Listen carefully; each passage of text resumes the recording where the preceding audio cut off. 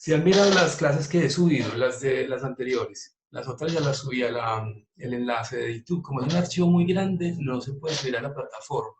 Pero entonces lo que yo hago es que lo subo a YouTube y les pongo el enlace de YouTube ahí en la plataforma. Entonces todas las clases están en YouTube en este momento. Para que, pues todas no, las que hemos grabado, para que tengan en cuenta esa, pues ese análisis, sobre todo las personas que no están o que no pueden asistir o que se tiene que hacer temprano porque al principio pues estábamos viendo que alguien siempre a las 12 del día tenía que salir a trabajar, entonces para que tengan pues como el referente. Muchas gracias Santiago por recordarme. Entonces vamos a trabajar hoy, como les decía, dos imágenes que son la imagen del cerebro, la imagen de la organización como cerebro y la imagen de la organización como cultura. Ambas imágenes son muy interesantes, me parece a mí, tienen una perspectiva completamente diferente de lo que trabajamos la semana pasada y tienen bastante, digamos, desarrollo conceptual que se puede hacer. Entonces vamos a ver qué fue lo que hicieron nuestros compañeros, primero María Isabel, Laura María y Ana María. Van a proyectar. ¿Quién va a proyectar? Profe, va a proyectar Laura. Danos Listo. un momentico, por favor. Listo.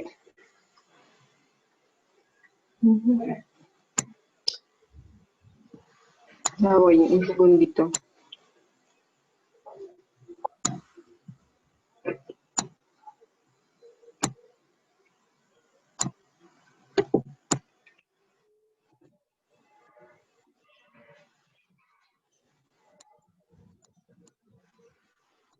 ¿Ya se ve? Sí. Amiga.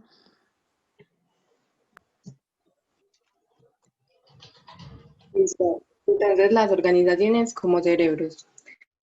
Bueno, como hemos visto en las exposiciones de los capítulos anteriores, la mayor parte de nuestro pensamiento actual concibe la organización como una relación entre partes especializadas, unidas por líneas de comunicación, mando y control, incluso cuando se hacen intentos de apartar el modelo mecanista, como en la creación de matrices y modelos orgánicos.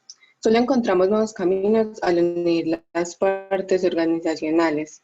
En la matriz de organización, esto se consigue combinando los modelos duales de autoridad y responsabilidad y formando estilos más democráticos de dirección. En la forma orgánica se consigue permitiendo diferentes grados de libertad a los elementos organizacionales, los cuales encontrarán su propio modo de integración. Es posible que usando el cerebro como una metáfora para la organización, podamos organizar de una forma para construir organizaciones de tipos mecanistas, desarrollando lo que se describió en el capítulo 2 como racionalidad instrumental, donde se valora el por su adaptarse y contribuir eficientemente en una estructura predeterminada, metáfora obvia de organización, y más si lo que deseamos es como mejorar capacidades de inteligencia organizacional. Bueno, muchos directivos y teóricos de la organización han comprendido rápidamente este punto. En su mayoría han limitado su atención a la idea de que las organizaciones necesitan un cerebro o una función similar que serán capaces de pensar por el resto de la organización y controlar e integrar cualquier actividad organizacional. Mucha de la literatura sobre planificación corporativa y planificación de estrategias utiliza la metáfora del cerebro en este sentido, comprobando el proceso de dirección, de estrategia y control como el equivalente al cerebro y al sistema nervioso de un organismo. Bueno, el científico Taylor, en su libro Historia Natural de la Mente, nos expone algunas Pero observaciones perdón, acerca de las diferencias entre el cerebro. Perdón, este no es el Taylor de la administración, sino un científico médico, creo.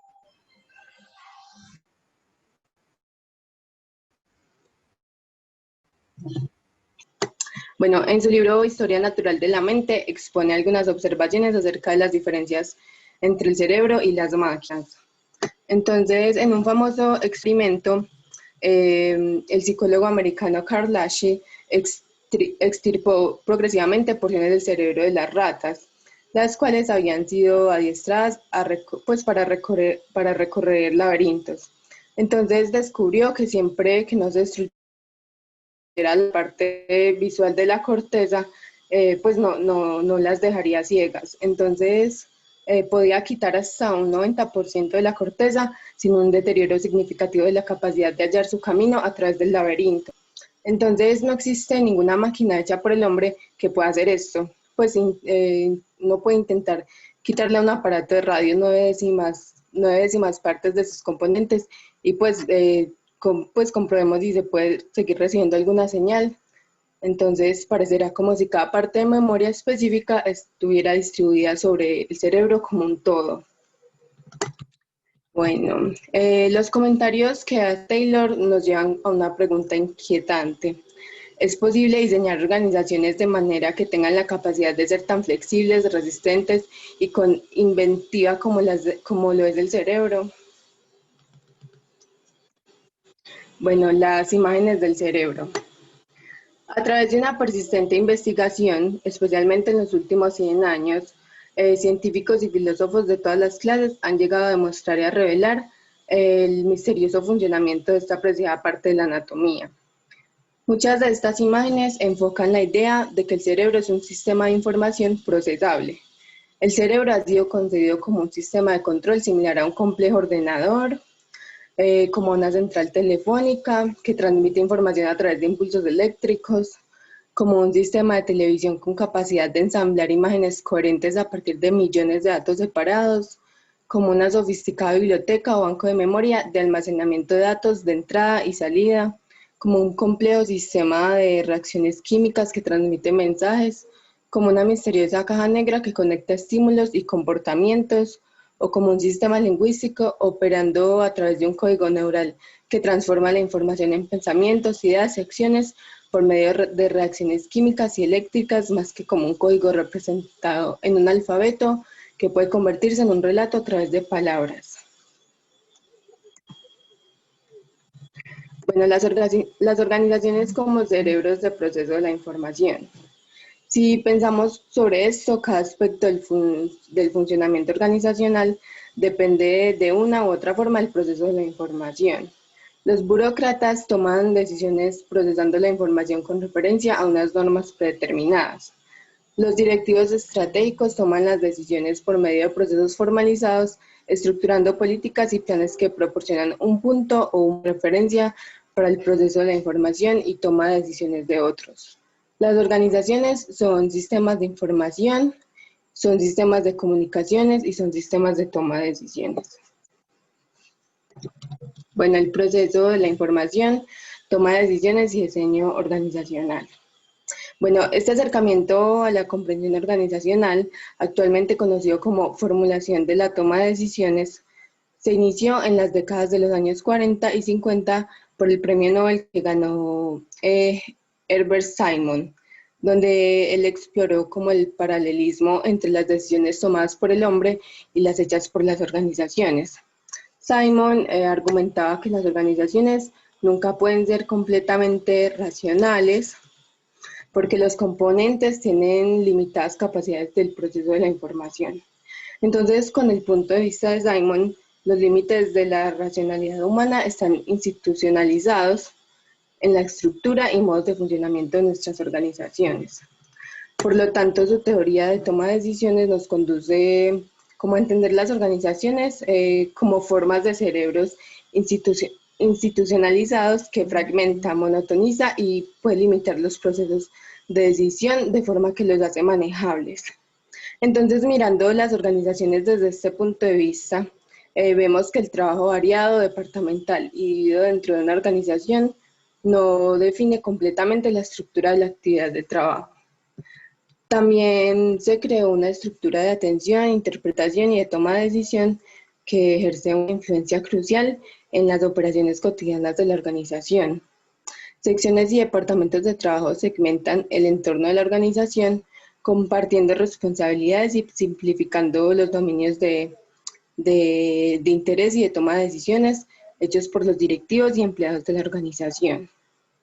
Entonces, las jerarquías organizacionales realizan una función similar, proporcionando canales de resolución de problemas para hacer la vida más manejable y pues a que en aquellos niveles más bajos de la jerarquía puede responsabilizarse de la información y toma decisiones rutinarias, permitiendo que los niveles altos se puedan dedicar a las decisiones inusuales y de particular significación. Entonces las políticas, los programas, los planes y los procedimientos normalizados ayudan de nuevo como a simplificar la organización real. Jay Galbraith, un teórico y consultor organizacional, ha prestado especial atención a la relación entre la incertidumbre, proceso de información y diseño de la organización. Las tareas requieren gran cantidad de información para ser procesadas. Entonces los tomadores de decisiones durante el desarrollo de la tarea dicen que lo más difícil es programar y establecer actividades con respuestas y previstas. Entonces estas ayudas nos explican por qué las organizaciones en diferentes situaciones sitúan de diferente forma, pues como el enfoque que tienen sobre las normas y programas, sobre las jerarquías, las metas y los objetivos de una forma de actividad como más controlada. Entonces, según esa, pues como según la incertidumbre, según pues como esta cuando se incrementa, las organizaciones encuentran formas de controlar las salidas, donde pues de esta forma establecen objetivos y metas antes de controlar conductas, o sea, antes de crear como normas y programas. Bueno, la fórmula de Galbraith clasifica dos diseños de estrategias complementarios para tratar con la incertidumbre. El primero implica como procedimientos para reducir los requerimientos de la información y el segundo implica una capacidad progresiva de procesar la información. Es decir, investigando sofisticados sistemas de información y mejorando las relaciones laterales a través del diseño y matrices y sistemas de coordinación, junto con el uso de reglas y programas que se crea como una serie de medios posibles por el que las organizaciones pueden ayudar a reducir y hacer frente a incertidumbres generadas por el entorno. Las organizaciones pueden también adoptar otras estrategias para protegerse a sí mismas de la incertidumbre, por ejemplo, intentando controlar su mercado, las fuentes de abastecimiento o generando formas de programación de recursos para suavizar las demandas del sistema. Bueno.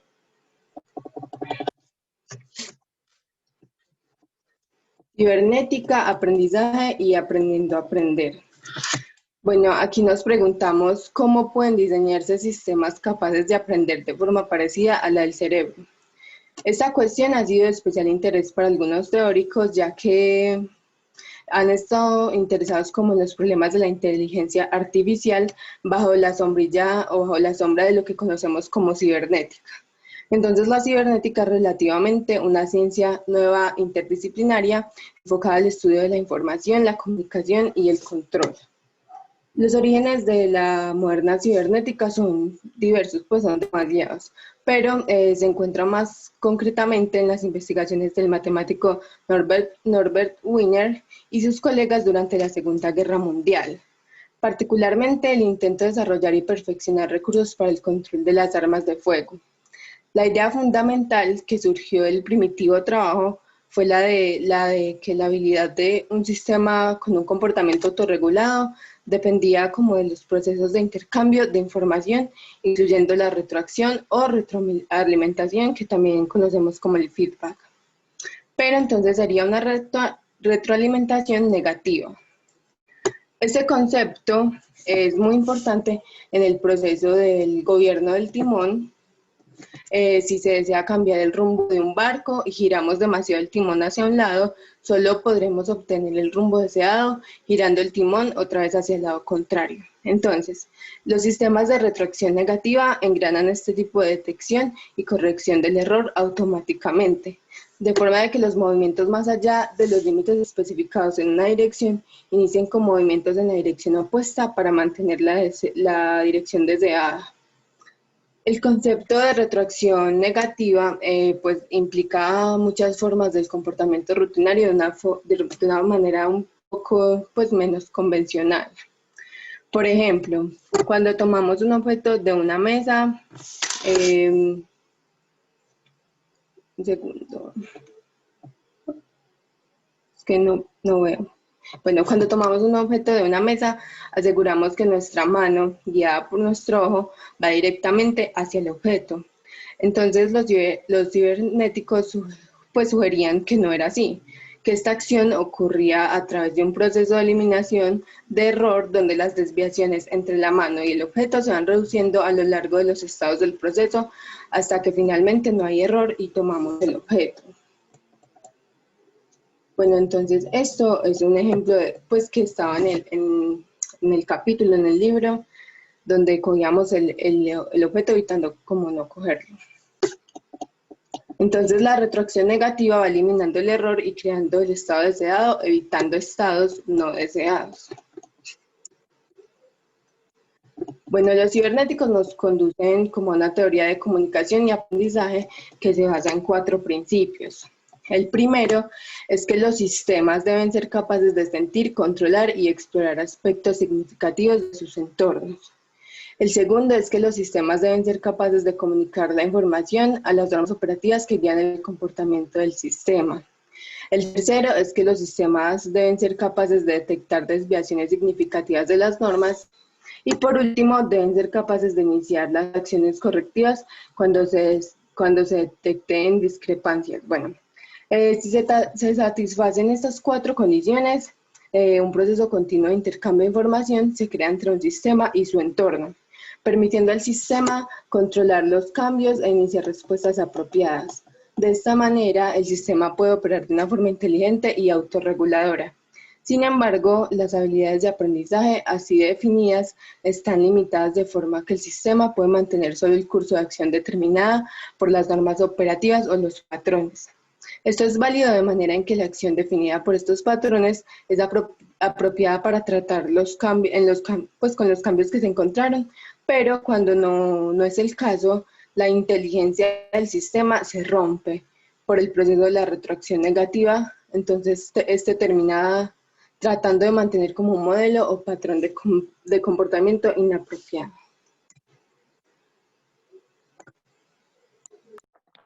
Bueno, ¿me escuchan bien? Sí, bien, te escuchamos bien. Bueno, todo lo anteriormente expuesto nos lleva a una pregunta de si pueden las organizaciones aprender y aprender a aprender. En esa parte del capítulo nos expone como 2 formas de aprendizaje que son aplicadas dentro de las organizaciones, lo que es el aprendizaje de bucle simple y el aprendizaje de bucle doble. El aprendizaje de bucle simple se basa como en la habilidad de detectar y corregir errores o cómo reaccionamos ante un suceso con la información que tenemos y con el fin de obtener un determinado resultado. Pero en ese tipo de aprendizaje podemos cambiar lo que son las decisiones y adaptarlas a las diferentes circunstancias dependiendo de la información que recibimos, pero no cambiamos nuestros modelos mentales ni nuestros convencimientos. Y en el aprendizaje bucle doble es como ser capaz de obtener una visión más allá de la situación y requiere utilizar experiencias de información previa para replantear los propios convencimientos y presunciones. Cambiándolos podemos como obtener otros resultados que ataquen de raíz los problemas y esto nos hará cambiar nuestros modelos mentales, nuestras convicciones y las reglas del juego con las que tomamos decisiones. Muchas organizaciones tienen como la destreza más desarrollada en el aprendizaje de bucle simple, desarrollando una habilidad para explorar el entorno, establecer objetivos y controlar el proceso para el alcance de los objetivos. Por ejemplo, los presupuestos. Los presupuestos a menudo mantienen un bucle simple de aprendizaje controlando los gastos, las ventas, los beneficios y otros indicativos del funcionamiento, para asegurar así que las actividades organizacionales permanezcan dentro de los límites establecidos por los procesos presupuestarios.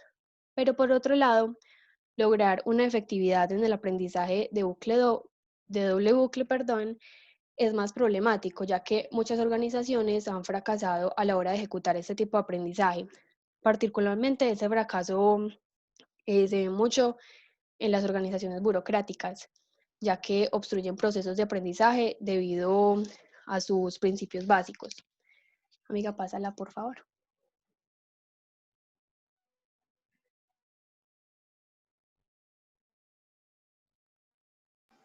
Ay, espera que no me pase. Ya.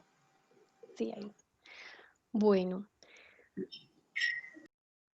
El autor nos expone como 3 obstrucciones que hay en ese proceso de aprendizaje que requieren bastante atención. La primera, imponer estructuras de pensamiento a sus empleados haciendo que no piensen por ellos mismos. Y las estructuras, roles y jerarquías que existen como en la organización. Lo que es la división horizontal y la jerarquía son muy poderosas dentro de una organización. Y los conocimientos de esas personas que hacen parte de esto rara vez circulan de forma libre dentro de la organización. Y la existencia de estas divisiones tiende como a recalcar las distinciones que hay entre los elementos de la organización y se crean barreras para este aprendizaje. La segunda, esta se asocia con el principio de la responsabilidad burocrática o la responsabilidad de los empleados en sus funciones. En esta expone que en un sistema que premia el éxito y castiga el error, se incita a que los empleados oculten fallos para protegerse a sí mismos y evitar ponerse como en una situación desfavorable para ellos. Y existe una tentación a decir a los superiores lo que ellos piensan que ellos quieren oír. Y cuando todo esto se fomenta dentro de la organización, puede no ser capaz en algunas ocasiones de tolerar altos niveles de incertidumbre y esto lleva a crear interpretaciones muy simplificadas de las situaciones que se están tratando cuando pueden ser muy complejas. Y obviamente se terminan como interesando más por estos problemas que tienen soluciones a la mano, dejando a un lado los asuntos complejos o quitándoles la importancia. Y en el tercero es el vacío que hay entre lo que se dice y lo que se hace. Muchos directivos y trabajadores intentan como resolver los problemas con lo que es la retórica organizacional, dando como la impresión de que saben lo que están haciendo y esto no solamente lo hacen para convencer al otro, sino para convencerse a sí mismos de que todo está bien y tienen la capacidad de hacerle frente. Y esto indudablemente hará que para el directivo sea difícil enfrentarse y tratar con la realidad de una situación. Mira la otra, por favor. Bueno, y después de esto ya nos exponen como unas guías que se pueden desarrollar en el aprendizaje sobre la organización y la dirección. La primera, fomentar y valorar una gestión que acepte el error y la incertidumbre como característica de los entornos complejos y variables. Esto es como fundamental para permitir que los miembros de una organización traten la incertidumbre de una a los empleados a esconder o negar los errores y que no pregunten de pronto en caso de una situación problemática, ayudarles y animarles a que entiendan y acepten de la naturaleza problemática que algunas situaciones que ellos tratan y que es normal. Aunque vale aclarar que se habla como de errores legales que surgen inesperadamente y que ellos no pueden controlar y que obviamente no los hace quedar a ellos mal, pero que es muy distinto de los errores que de pronto ellos pudieron prevenir o evitar, aunque sin embargo no se debe como crear ese terror en los empleados. El segundo, fomentar el análisis y la solución de problemas complejos que ayuden a reconocer la importancia de explorar diferentes puntos de vista. Esto ayuda a definir como un medio para replantear y estructurar los asuntos y los problemas, ya que muchos de los asuntos a los que se enfrentan los entornos turbulentos son muy poco claros y una de las mayores dificultades es definir lo que es la naturaleza de este problema. Y esto también da muestra de la importancia de ver las diferentes dimensiones de una situación y permitir los conflictos constructivos que den paso a diferentes opiniones y así enfrentar la incertidumbre y no esquivarla. Y la tercera es evitar estructuras impuestas de acción sobre marcos organizados. Cuando lo que son las metas y los objetivos tienen como carácter predeterminado, tienden a ser característica de un aprendizaje de bucle simple, ya que se encierran como en estos marcos. Y existe el peligro de que la organización falle a la hora de cumplir con los requerimientos de cómo varía el entorno. Aquí es importante como dar pie a la apertura y que las personas aprendan esto, no que se encierren en los objetivos claramente definidos como si fueran pasos a seguir, cuando es realmente necesario a veces sobrepasar los límites de acción y centrarse en definir y desafiar las restricciones. Y, bueno, en este punto también se comenta que no solo se debe plantear objetivos beneficiosos, sino también plantear lo que la organización desea evitar. Y así hasta los mismos objetivos se construyen sobre estas cosas que se quieren evitar. Bueno, aquí nos dan como un ejemplo donde se pueden ver evidenciadas estas guías y es la práctica de dirección japonesa Rinji, creo que se pronuncia así, que habla de que es un proceso de toma de decisión colectiva en el cual pasan un documento de un director a otro para que lo aprueben. Y si un director de ellos no está de acuerdo con lo propuesto, tiene todo el derecho de enmendarlo y pasar un nuevo documento. Y así hasta que todos los directores estén satisfechos. Y con esto, como exploran exploran las diferentes premisas y las diferentes opiniones, aunque a veces se considera que puede ser una pérdida de tiempo, ya que si deben tomar una decisión como con rapidez o es muy importante, pues puede tomar mucho tiempo. Pero cuando se llega a la decisión, hay total seguridad de que los errores han sido detectados y corregidos y ya. Cualquier cosa es compromiso de todos los directores. Y se dice que este range es más como un proceso para explorar y reafirmar opciones que para establecer una dirección. La otra, mira, por favor. Bueno, en esta parte nos muestra lo que es la similitud que tiene el cerebro con los hologramas y a su vez con la organización. Lo que hablaba ahorita la compañera de la parte cibernética, aquí ya empieza como a jugar mucho eso, planteando pues esta similitud. Y es que la forma en que una lámina holográfica contiene toda la información necesaria para producir una imagen completa tiene mucho que ver a cómo funciona el cerebro.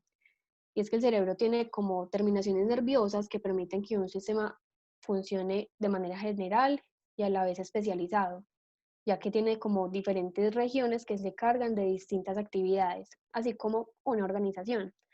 Y cada parte es un momento importante para su funcionamiento.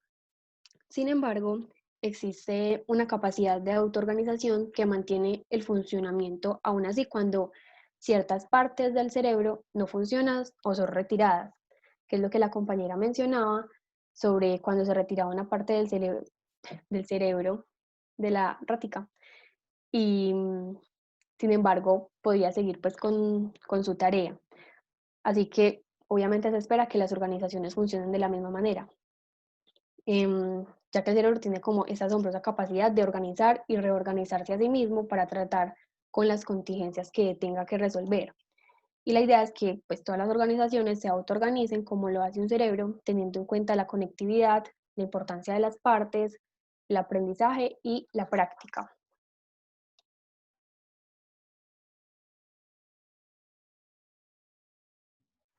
Bueno, ¿se me escucha bien?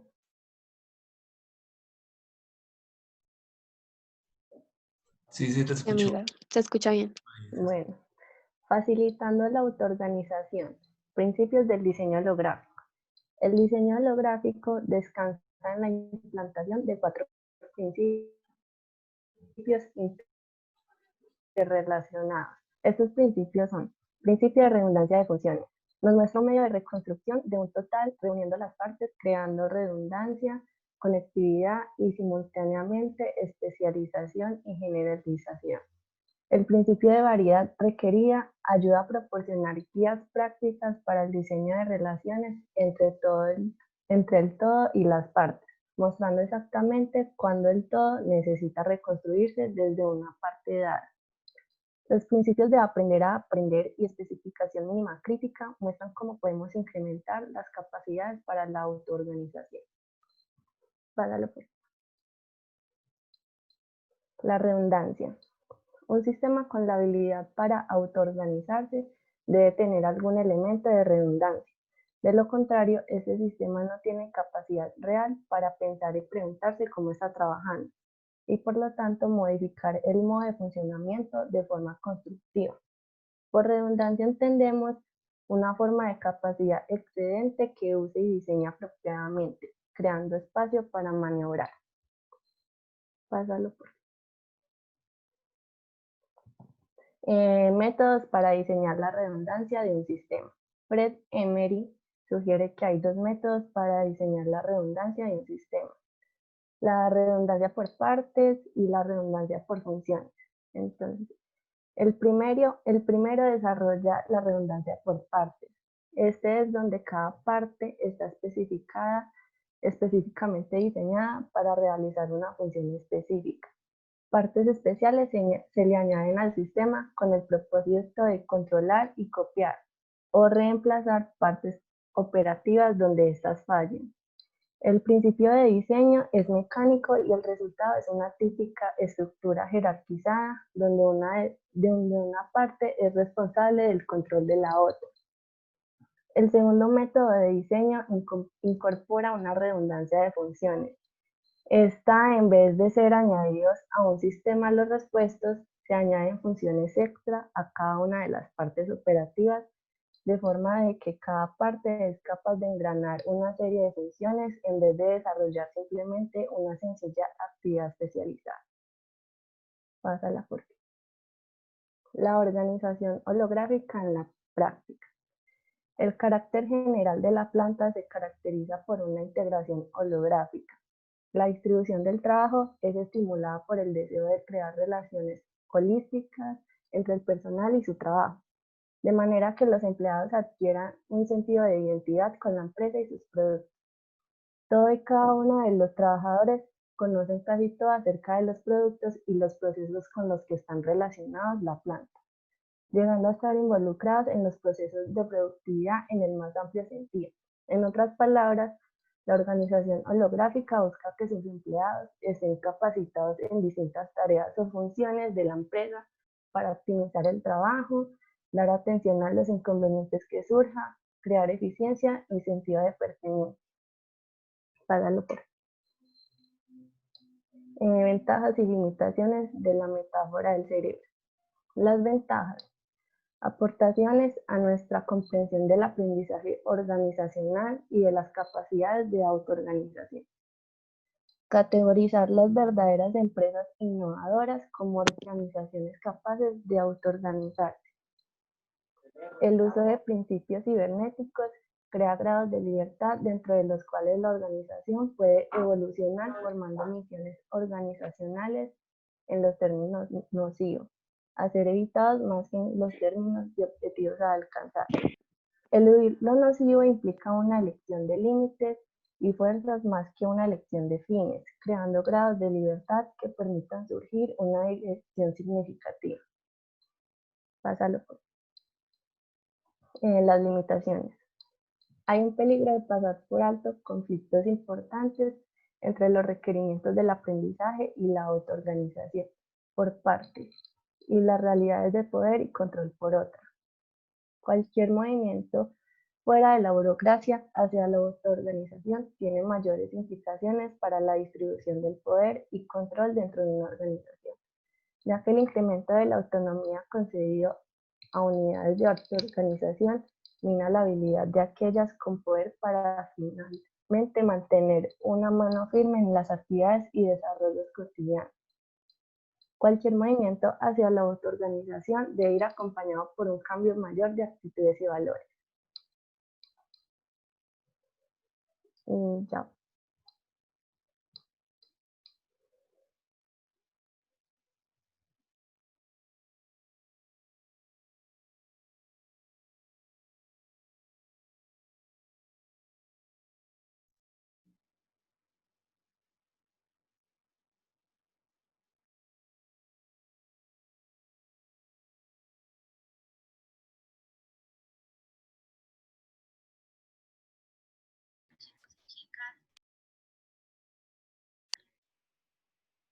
No se te escucha.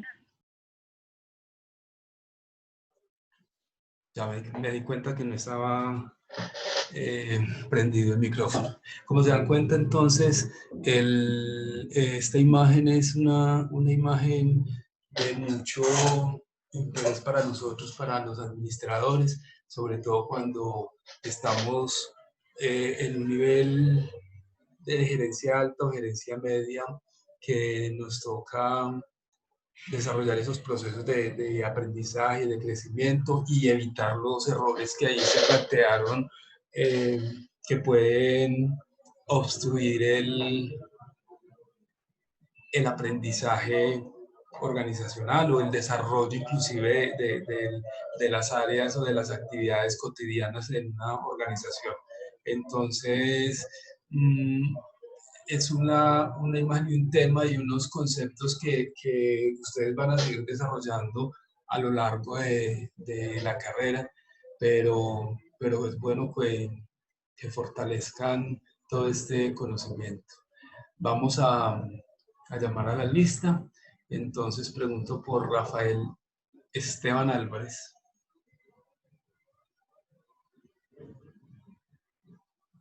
¿No está? Emily Arango.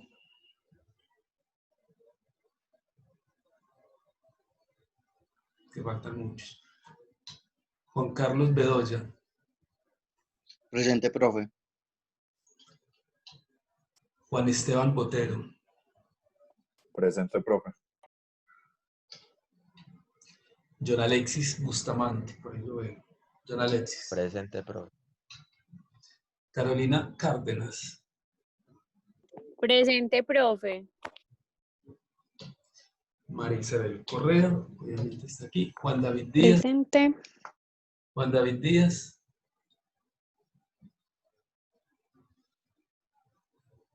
Rafael José Díaz. ¿Ustedes qué saben de ellos que tampoco vinieron la semana pasada? ¿Alguien sabe de ellos? ¿Alguien es amigo de Juan y de Rafael? Muy raro, yo les escribí y no me respondieron. Sebastián Escudero. Profe, yo. Profe, yo tengo a Juan David en el WhatsApp. Si quiere le digo, ¿qué le digo? Que, pues, que si tiene algún inconveniente porque no está asistiendo a las clases. O sea, ya me toca reportarlo a Bienestar Universitario porque han faltado 2 veces la clase. Entonces ya los van a llamar, les van a hacer pues como más preguntas de todas maneras, como o que si van a cancelar la materia. Pues, que cuente, señor. Yo soy Rafael Esteban Álvarez, no sé si te confundiste o qué con Rafael José. Sí, te confundiste. Listo. ¿No me has llamado? Sí, ya te había llamado. Ya te puse. Ok. Listo, Rafael. Luisa Fernanda Espinosa.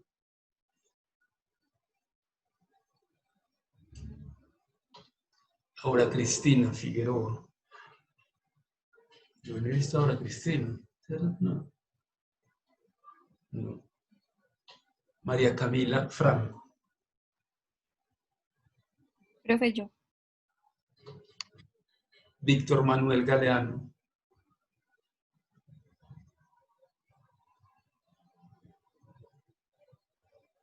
Creo que tampoco viene a su día, Víctor Manuel.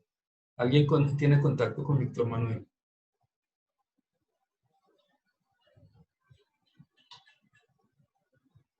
Ana María García. Hola, profe. Hola. Santiago Gaviria. Muy buenas. Hola, Santiago. Sebastián González. Sebastián. Cristian Camilo González. Presente, profe. Samuel Hernández. Samuel. Juan Pablo Hurtado.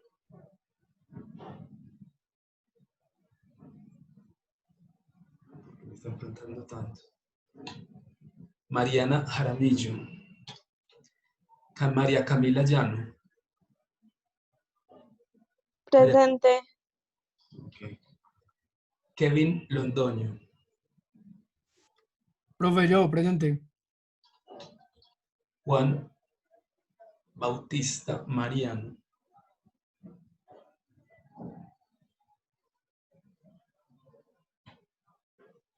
Y también faltó hace 8 días. ¿Alguien tiene contacto con Juan Bautista? Muchachos, ustedes tienen que como tratar de Yo. hacer... Ah, bueno, ahí está. Tratar de hacer... Profe, yo la semana pasada también estaba en clase, pero el internet se me cayó, entonces no pude. Ah, sí, sí, sí, me acordé. Sí, sí, sí, sí, sí, sí. Sí, creo que sí te puse la asistencia. Sí, recuerdo que sí pasó eso. Hacer campañas de círculos de contacto permanente para que no le vaya a pasar nada a algún compañero o la familia de algún compañero y se convierta en una tragedia y no nos demos cuenta. Debe haber como como grupos de apoyo entre ustedes para que se mantengan informados casi que todos los días. ¿Cómo estás? ¿Cómo te va? ¿Cómo amaneciste? ¿Cómo estás? Con un grupito de 4 o 5 personas para que tengamos la información de todas las personas, de todo el mundo. Miguel Ángel Medina. ¿No he visto a Miguel Ángel? Presente, profe. Estás todo serio hoy. Valeria Mesa. Presente. Yerelin Monsalve. Yerelin. Adelante, sí, ya. Presente. Georgina Moreno.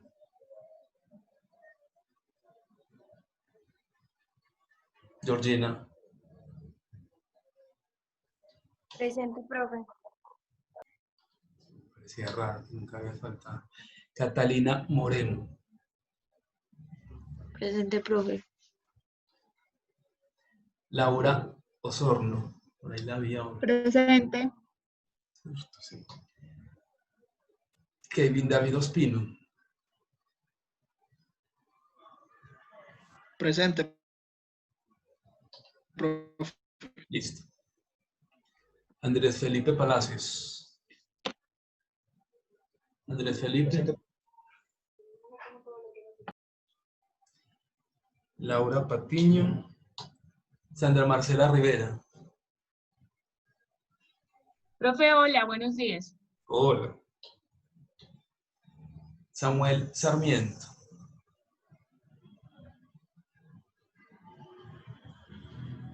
Juan Daniel Uribe. Juan Daniel. Presente, profe. Ana María Vallejo y Mateo Zapata. Profe, presente.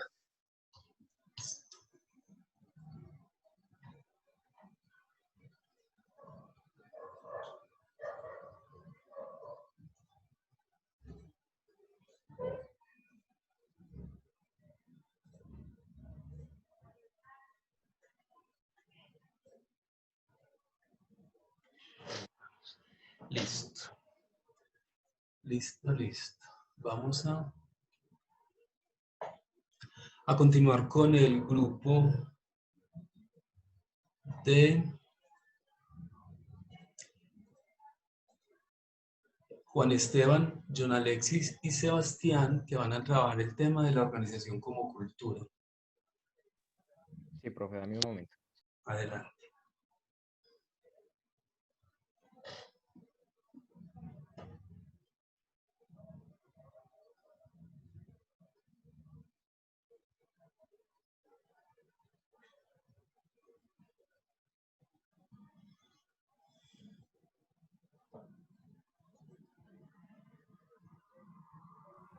Profe, ahí lo alcanzan a ver, ¿cierto? Sí, sí, está bien, perfecto. Ok. Bueno, entonces a nosotros nos tocó el capítulo 5, la creación de la realidad social, las organizaciones como culturas. Bueno, en este capítulo 5 estudia la idea de organizaciones como culturas. O sea, nos ofrecen otra forma de dirección y diseño de las organizaciones a través de valores, creencias y otros modos de significación compartidos que guían la vida organizacional y nos hacen verla desde otra perspectiva. Entonces, en este capítulo explora la idea de que la organización es un fenómeno cultural. Se centra en que la cultura varía de una sociedad a otra y cómo esto ayuda a comprender las variaciones de las organizaciones entre naciones. Y se ven detalladamente cómo los modelos de cultura se crean y se sustentan y cómo las organizaciones son constructoras de realidades sociales. Esta parte del libro empieza contándonos un poco de los años 70, en donde el impacto del tipo de dirección y la industria americana eran los que lideraban en ese entonces pues el mercado. Pero con el pasar de los años 70, los productos japoneses, los automóviles y electrodomésticos y ese tipo de productos empiezan a cambiar esa idea y Japón comienza a mandar en los mercados internacionales estableciendo una sólida reputación y en consecuencia Japón consigue la mayor tasa de desarrollo, el nivel más bajo de desempleo, una de las más grandes y fructíferas organizaciones y una población laboral de las mejores pagas del mundo. Entonces, precisamente desde el ascenso de Japón como una gran potencia industrial, los teóricos de la organización empiezan a considerar y bueno, a ser conscientes de la relación entre cultura y dirección y muchos teóricos discuten sobre las razones de esta transformación y muchos están de acuerdo en que las culturas y modo de vida de este país oriental han jugado un papel muy importante. Entonces, cuando hablamos de cultura, nos estamos refiriendo a los modelos de desarrollo reflejados en un sistema de sociedad compuesto de conocimientos, ideologías, valores, leyes, rituales. Hoy en día el concepto de cultura, siendo más general, significa el hecho de que diferentes grupos de personas tienen diferentes modos de vida. Entonces, la cultura es la psicología de la empresa, es el conjunto de actitudes, experiencias, creencias y valores que cada uno de los recursos humanos imprime en la empresa y todos estos elementos simbólicos se manifiestan en todos los niveles y departamentos de la organización. Y bueno, así mediante los elementos simbólicos de la cultura, la organización y sus miembros establecen procesos de identidad y exclusión. Y bueno, de igual manera también tiene efectos sobre los procesos de retención y rotación voluntaria. Es decir, en la medida que haya una mayor correspondencia entre los valores de los trabajadores y la cultura organizacional, mayor será el compromiso del trabajador o del empleado hacia la organización y menor la tasa pues como de abandono voluntario. Gareth Morgan es un británico canadiense, teórico organizacional, consultor de gestión y profesor distinguido de investigación de la Universidad de York en Toronto, y se le conoce pues como el creador del concepto de metáfora de la organización.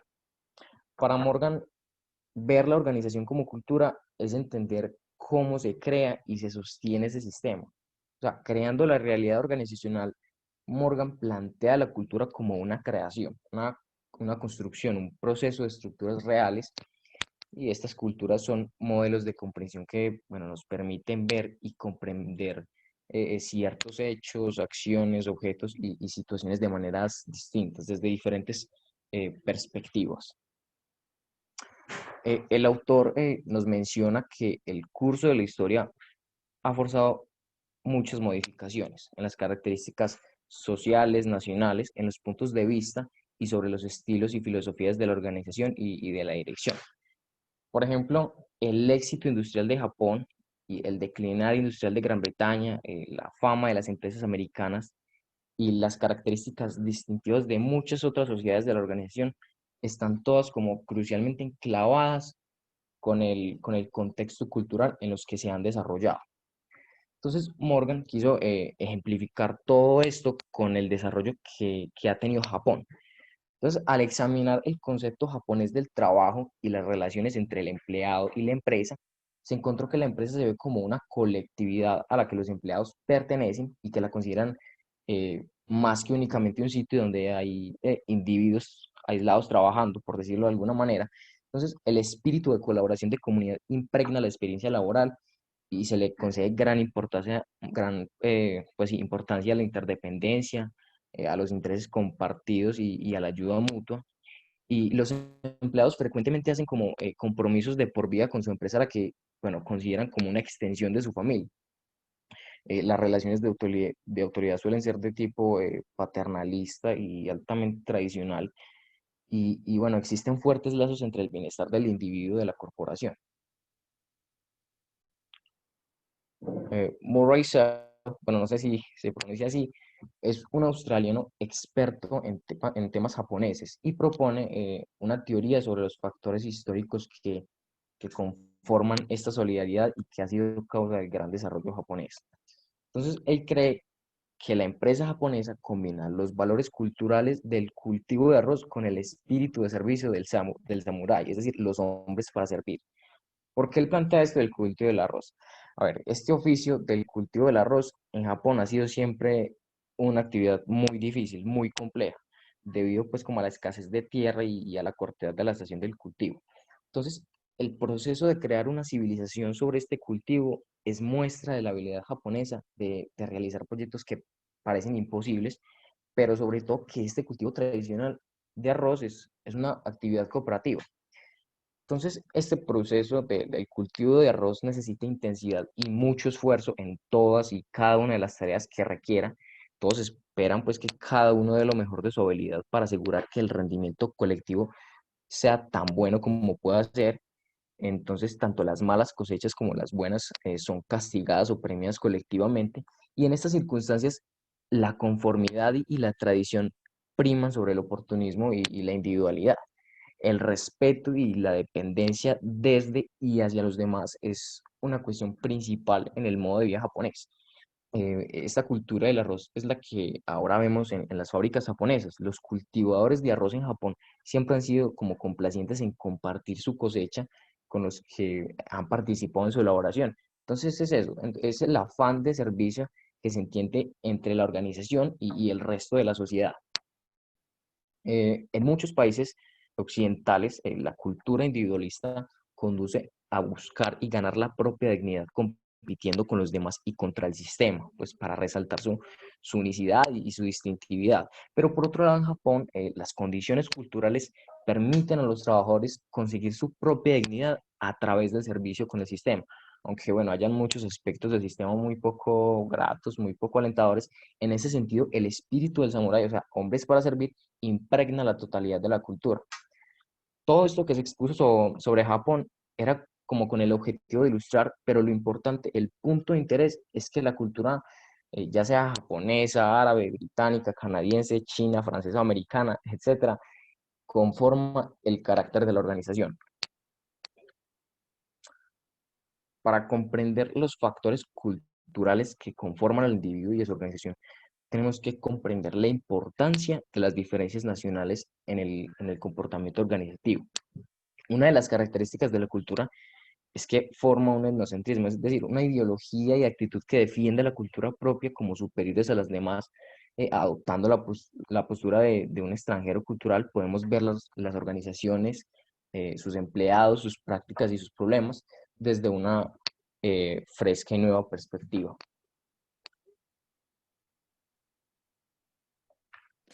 Bueno, ¿me escuchan? Sí, señor. Sí. Estamos bien. Listo. Bueno, las culturas y las subculturas colectivas. Esto se entiende que los integrantes de una compañía u organización logran tener un sistema de significados comunes, es decir, que podrían tener una personalidad o característica que la diferencie de otras compañías. Esta personalidad se logra por medio de los patrones. ¿Esto qué quiere decir? Que los patrones pueden tomar como una imagen. Es decir, una compañía puede tener una cultura familiar, es decir, que trabajan en equipo. Otra puede tener la imagen de ser las mejores en el mercado. Y la última es tener grupos divididos para ver el mundo de diferentes formas. Una organización se entiende como una mini sociedad que contiene una cultura y esta puede ayudar para bien o para mal a la organización, ya que la cultura son las costumbres, conducta y rituales que tienen todos los integrantes de la compañía. Y esto puede determinar la eficiencia de la forma de trabajar. Un modo de ver también cómo funciona la cultura dentro de una organización es, por ejemplo, cuando un extranjero trabaja en otro país. El extranjero se va a sentir extraño, puesto que él no tiene la misma conducta de los otros trabajadores. No se va a socializar bien con los demás y esto le puede afectar mucho al desempeño del trabajador. Bueno.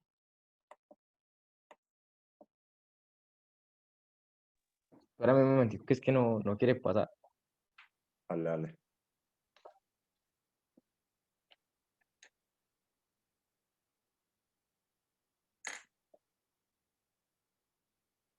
Bueno, en el capítulo nos dan ejemplos de culturas en las organizaciones. La primera, Linda Smircic, creo que le pronuncia así, nos da un ejemplo sobre una compañía de seguros americano y nos cuenta que la compañía parecía realzar los valores del cooperativismo y se caracterizaba por su personal agradable, dispuesto a ayudar a cualquier persona que lo necesitara. Y esto se reflejaba en su lema de la organización, que era "Hacemos amigos". Sin embargo, había una segunda dimensión dentro de la compañía que reflejaba diferentes cosas. Como el cooperativismo de esta compañía era superficial, ya que en lo interno no trabajan en equipo y tampoco a los trabajadores les importaban las decisiones que se tomaran dentro de la empresa. Y acá nos damos cuenta de que en público la compañía era un ambiente pacífico, pero en lo interno ellos como equipo no trabajaban. El autor nos expresa también que la cultura se da por medio de la historia y es posible que le sucediera a esta compañía, ya que a los primeros 4 años tuvieron una disputa que ocasionó la salida de su primer líder. Y esto causó 2 subculturas separadas. La primera estaba representada por el personal original, los que trabajaban antes, y que se llaman grupos internos. Y la segunda por profesionales nuevos, que se llamaron grupo externo. Estos 2 grupos llevan una disputa por quién era el que tenía la razón en las decisiones. Entonces, para la solución de esta problemática se eligió un nuevo líder y este se caracteriza por ser pacífico. Él buscó la forma de solucionar este problema entre los grupos, pero en vez de solucionarlo, lo empeoró porque él creó una atmósfera de equipo. Uno dice que esto estaba bien, pero lo que sucedió fue el que dijo que debían dejar al lado sus diferencias o reprimirlas. Esto ocasionó que se reflejara por fuera un ambiente sano, pero por dentro un equipo que no se podía expresar. Bueno, el otro ejemplo es de la compañía HP.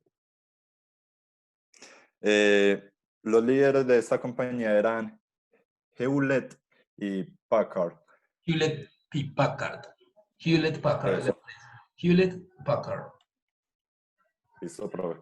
Bueno, han establecido una cultura corporativa famosa por el fuerte compromiso que hay en los equipos de trabajo y en la innovación. Los fundadores también crearon su principal política dentro de la compañía y era no ser una compañía de estar contratando y despidiendo continuamente. Y este principio se puso a prueba en los años 60, ya que la compañía pasó por un tiempo desfavorable, pero salió adelante manteniendo su equipo al completo. Sin embargo, ser parte de este equipo de trabajo conlleva muchas responsabilidades y características que se debe seguir rigurosamente para continuar en la compañía. Y estas características son el entusiasmo al progreso e innovación y la participación de la búsqueda de soluciones para problemas en la atmósfera del trabajo. El carácter de las personas dentro de la compañía se fomentó con rituales que se basaban en reuniones.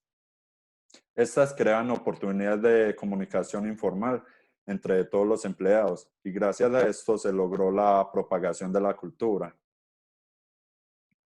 Otro aporte que ayudó a la cultura amistosa dentro de la organización fue que uno de los fundadores, Hewlett, ¿era así, profe? Bueno, Hewlett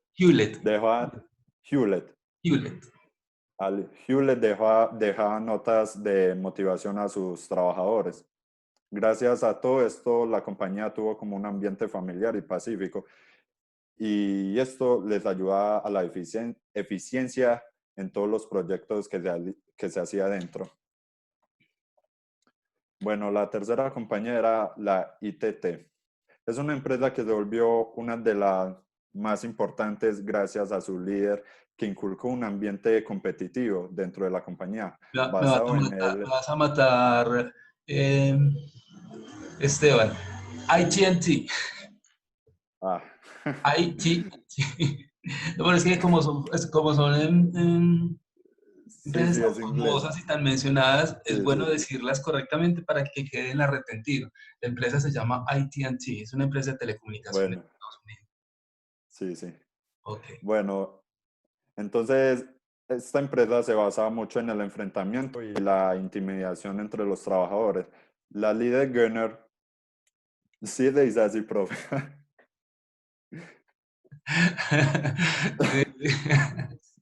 Así o tampoco. Así está bien, dale. Listo.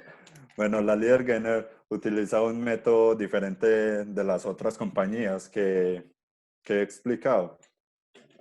Y este era el miedo y la intimidación. Lo utilizaba para que sus trabajadores siempre dieran lo mejor de sí mismos. La compañía, bajo el mando de Gainer, fue un éxito gracias a su forma de trabajar, que se denominaba la jungla cooperativa. Esto garantiza que los ejecutivos alcanzarán los objetivos de la empresa, pero a un gran costo de tensión. Esto ocasionó una cultura de miedo y competitividad dentro de la empresa que al fin y al cabo funcionó para cumplir con todos sus objetivos. En conclusión, vemos tres tipos de estilos de dirección por parte de los líderes.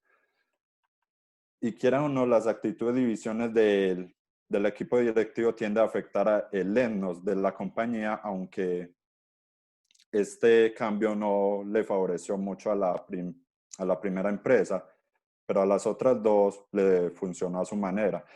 El etnos, pues, es la costumbre y la conducta.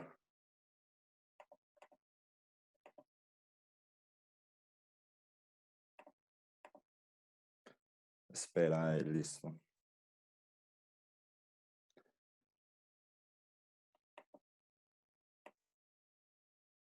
Bueno, la función de los sindicatos.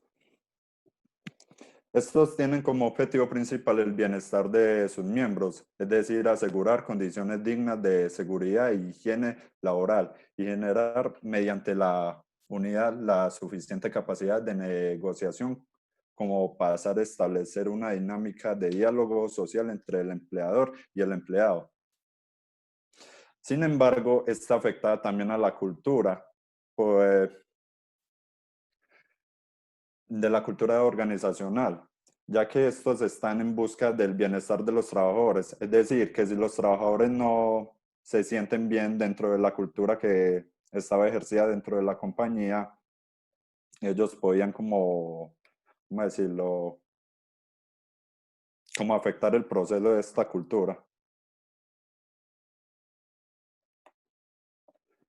Bueno, Harold Garfinkel. Harold nació en Nueva Jersey en 1917 y murió en 2011. Era un profesor emérito de sociología en la Universidad de California. Garfinkel es uno de los promotores claves de la tradición fenomenológica en la sociología estadounidense. Garfinkel nos explica cómo él demostró las actitudes más cotidianas y aceptadas por la sociedad, y esta se llama cumplimientos. Es decir, que la naturaleza de una cultura se encuentra en sus costumbres y normas sociales, ya que si nos adherimos a estas normas vamos a tener éxito. Entonces podríamos decir que una persona va a visitar otro país, es recomendado que investigue sus costumbres y normas para saber cómo comportarse dentro de este ambiente. En el capítulo también nos dan un ejemplo que es una persona visita por negocios de otro país y este país era uno árabe, donde es muy importante comprender los diferentes roles del hombre y la mujer en esta sociedad y las reglas con respecto a la natural flexibilidad de la tarde. Los occidentales que inconscientemente rompen estas reglas, los negocios generalmente nunca funcionan. Listo.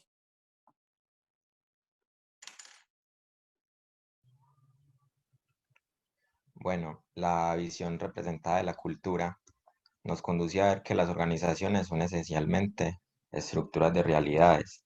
Esta visión de la representación de la cultura tiene una enorme implicación para comprender las organizaciones como un fenómeno cultural, como los valores, creencias y tradiciones de una sociedad que pueden incorporarse a otras estructuras sociales afines. Muchas posturas de la organización se incorporan en aspectos rutinarios de la práctica diaria. Por eso, los aspectos rutinarios definen etapas estructuradas socialmente en las cuales la presente generación de actores confieren sus formas de cultura viva. En este énfasis debemos enraizar nuestro entendimiento de la organización en el proceso que produce los sistemas de significados compartidos. Cuando observamos las relaciones diarias entre las personas y las organizaciones con la visión de un proceso de construcción de la realidad, emergen nuevas perspectivas entre el grupo funcional y el de dirección. Encontramos que el proceso de la formación de un individuo o grupo como líder depende últimamente en la habilidad de crear un sentido de realidad compartido. Encontramos que los grupos más unidos son los que surgen alrededor de un entendimiento común y compartido, mientras que los grupos fragmentarios tienden a caracterizarse por múltiples realidades.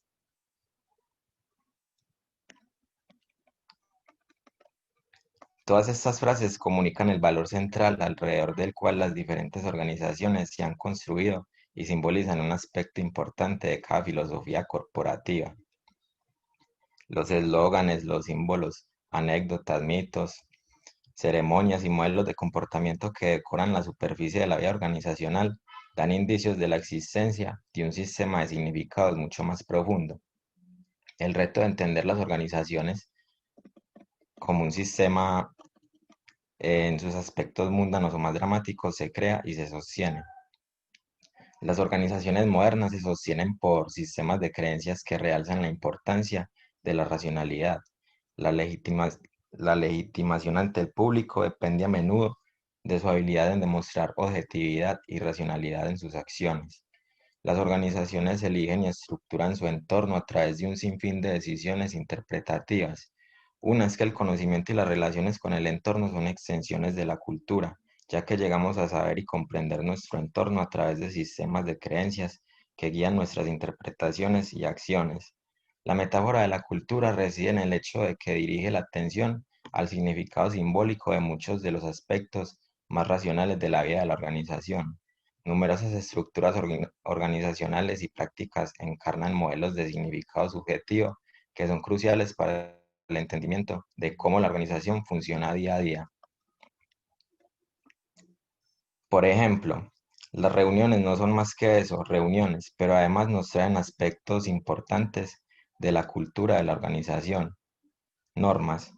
Incluso la naturaleza de una sala de reuniones vacía expresa algo sobre la cultura de la organización, ya que estas salas generalmente reflejan y producen las estructuras de interacción empleadas en la organización. Por ejemplo, las sillas y cuadernos de notas alineados, protegidos como por un vaso de agua, nos comunican un sentido de conformidad y orden.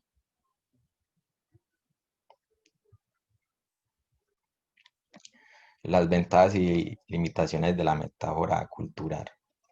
Bueno, las ventajas muestra que la organización descansa en sistemas de significados compartidos y en esquemas interpretativos que crean y recrean significados. Ofrece un nuevo foco y avenida para la creación de acción organizada. Bajo las metáforas mecanicista y orgánica, el acento primario recaía en los procesos de diseño, el diseño de las partes de la organización y el diseño de los procesos. En cambio, la metodología de la cultura señala hacia otros métodos de la creación de actividades organizadas que guían las acciones, la influencia del lenguaje, normas, folclore, ceremonias, etc. Otras prácticas sociales que comunicaban las ideologías claves. De aquí el entusiasmo corriente por la idea de tratar la cultura corporativa como un aglomerador normativo que soporta toda la organización. Nos ayuda también a reinterpretar la naturaleza y el significado de las relaciones de la organización, entorno que nos permite entender los conceptos y reglas y procedimientos como esquemas interpretativos a través de los cuales estructuramos el sentido de la realidad organizacional. Contribuye a nuestra comprensión del cambio organizacional. La metodología de la cultura eleva la importancia de atender los cambios en la cultura corporativa que pueden facilitar las formas de la actividad organizacional. El cambio organizacional implica un cambio cultural. Y las limitaciones, persuadidos por las ideas de que hay culturas buenas y malas, que una fuerte cultura de la organización es esencial para el éxito, que las modificaciones a una cultura existente conduce a que los trabajadores trabajen más duro y se sientan más contentos. Muchos directivos y consultores han empezado a adoptar nuevos roles como gurús corporativos, intentando crear nuevas formas de conocimiento corporativo. Se crea un mundo donde la cultura es controlada en vez de ser una expresión del carácter humano. La metáfora puede así influir y proporcionar una manipulación completa y totalitaria. Los directivos trabajan en la presunción de que lo que es bueno para la organización estará inevitablemente en el interés de sus empleados. Muchos teóricos de la dirección ven la cultura como una entidad con sus atributos claramente definidos, como un conjunto de variables distintas, tales como creencias, normas rituales que conforman un todo cultural. Tal visión es indebidamente mecanicista, dando origen a la idea de que la cultura puede ser una forma manipulable e instrumentalizada. Sin embargo, desde adentro, la cultura es mucho más holográfica que mecanicista. Los directivos pueden influir en la cultura, siendo conscientes de que las consecuencias simbólicas de sus acciones e intentando fomentar los valores deseados, pero nunca pueden controlarla.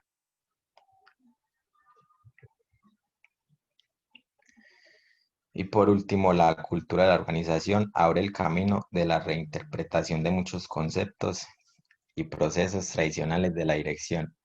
Por ejemplo, la fórmula tradicional de la dirección ha tendido a enfocar los problemas de la conexión de tareas y los hombres que la realizaban, identificando el estilo de comportamiento apropiado en las diferentes situaciones. La cultura de la organización nos anima a reinterpretar la naturaleza de estos estilos, reconociendo el papel que juegan en la construcción social de la realidad. Podemos ver que los diferentes estilos de dirección dependen de la cuestión del cómo se ha definido esa realidad. La metáfora también nos ayuda a reinterpretar la naturaleza y significado de las relaciones organización-entorno. Igualmente podemos comprender el modo en que una organización siente su entorno como un proceso de representación social. Las organizaciones eligen y estructuran su entorno a través de un sinfín de decisiones interpretativas. Una es que el conocimiento y las relaciones con el entorno son extensiones de la cultura, ya que llegamos a saber y comprender nuestro entorno a través de sistemas de creencias que guían nuestras interpretaciones y acciones. Nuestro conocimiento de la naturaleza es cultural. Listo.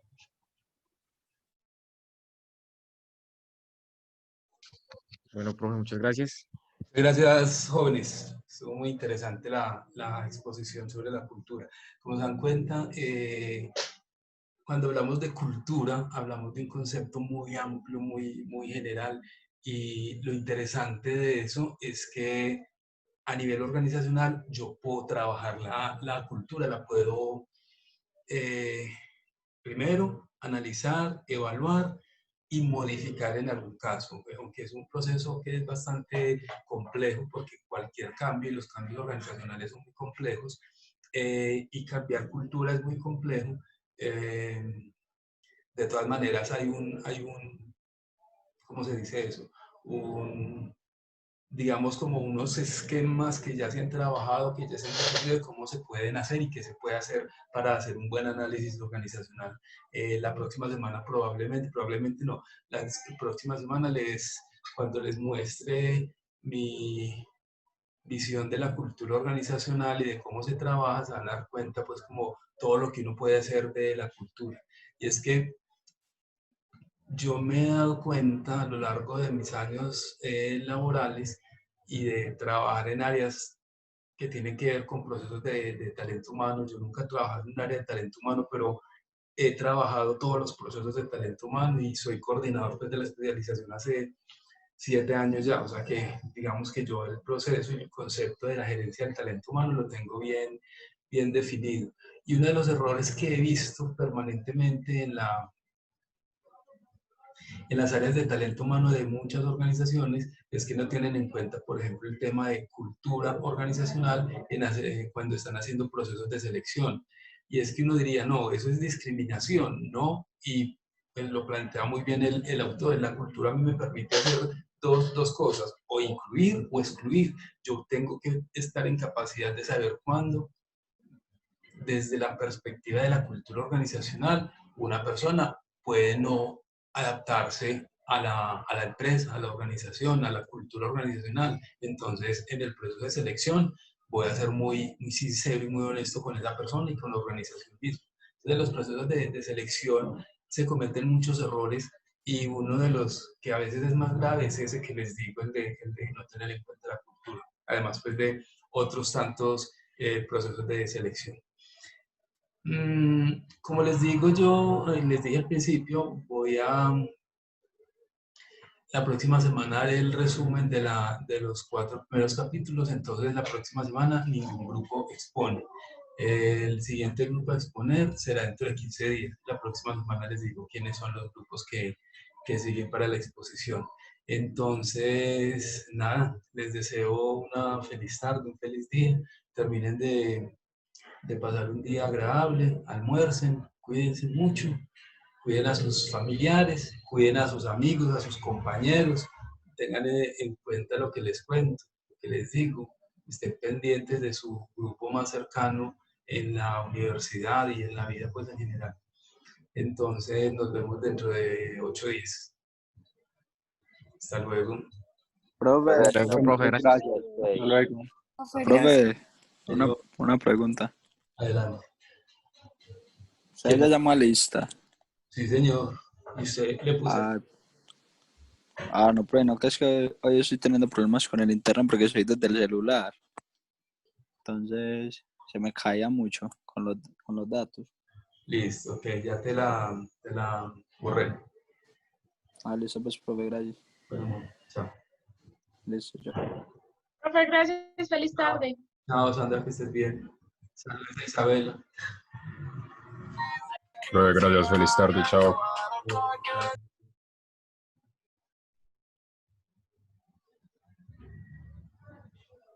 Profe, Señor. es que yo tenía una duda, sino que desde el principio, cuando armamos pues, los equipos de trabajo, una compañera que me parece que se llama Camila Franco, quedó sin equipo.